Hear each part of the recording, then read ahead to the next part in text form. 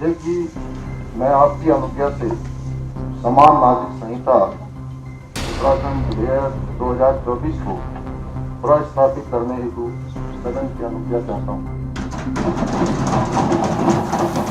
उत्तराखंड विधानसभा में ऐतिहासिक uniform civil code bill को पेश कर दिया गया है।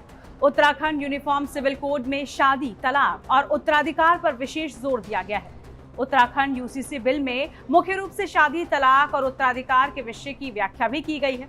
वहीं कई मुस्लिम संगठनों द्वारा इस बिल का खुलकर विरोध किया जा रहा है। उन्होंने इसे कुरान, शरीयत, मुस्लिम पर्सनल लॉ पर अतिक्रमण करार दिया है और इस लड़ाई को सड़क से लेकर कोर्ट तक लड़े जाने की बात कही है। उत्तराखंड विधानसभा में जैसे ही विधेयक पेश हुआ, मुस्लिम संगठनों ने इसका विरोध किया। हालांकि विधेयक पर चर्चा भी बाकी है, जिसके बाद इसे पारित किया जाएगा। आइए जानते हैं कि यूसीसी से मुसलमानों को दिक्कतें आखिरकार क्यों हैं। भारत में अलग अलग धर्मों के अपने अपने कानून हैं। मुस्लिमों के लिए मुस्लिम पर्सनल लॉ बनाया गया है। अभी मुस्लिमों पर मुस्लिम पर्सनल लॉ शरीयत एप्लीकेशन एक्ट 1937 लागू होता है। अगर समान नागरिक संहिता लागू होती है तो ये कानून खत्म करके एक सामान्य कानून का पालन करना होगा। भारत में लड़कियों की शादी की न्यूनतम उम्र 18 साल रखी गई है, जबकि मुस्लिम पर्सनल लॉ में लड़की के लिए 15 साल के बाद शादी की इजाजत दे दी गई है। भारत में बाल विवाह निषेध अधिनियम बनाया गया है, जिसके चलते नाबालिग लड़कियों की शादी अपराध के अंतर्गत आती है। इस तरह से मुस्लिम पर्सनल लॉ को पूरे तरीके से चुनौती देता है। यूसीसी आने के बाद शादी का रजिस्ट्रेशन जरूरी होगा। महिला की दूसरी शादी यानी कि मुसलमान तलाक को लेकर शरिया कानून के अनुसार चलते हैं। इतना ही नहीं, मुसलमानों को पर्सनल लॉ में छूट मिलती है, जो कि अन्य धर्मों के स्पेशल मैरिज एक्ट से अलग है। तलाक पर पुरुषों और महिलाओं का बराबरी का अधिकार होगा।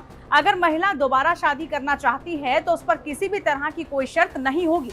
इसके अलावा इद्दत पर भी पूरी तरह से रोक होगी।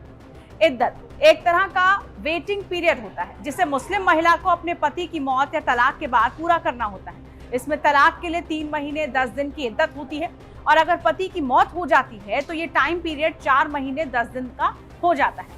इद्दत के दौरान महिला को किसी भी मर्द से मिलने की इजाजत नहीं होती और वो पूरे तरीके से पर्दे में रहती है। गुजारा भत्ता।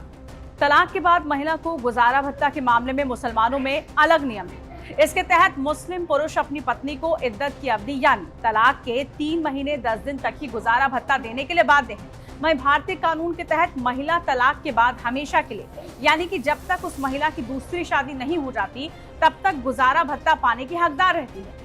संपत्ति का बंटवारा।